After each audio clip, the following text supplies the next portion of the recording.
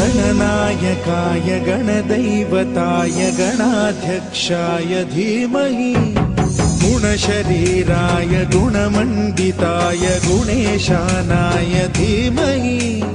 गुणातीताय गुणाधीशाय गुणप्रविष्टाय धीमहि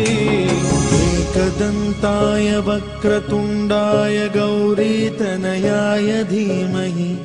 गजेशानाय भालचन्द्राय श्रीगणेशाय धीमहि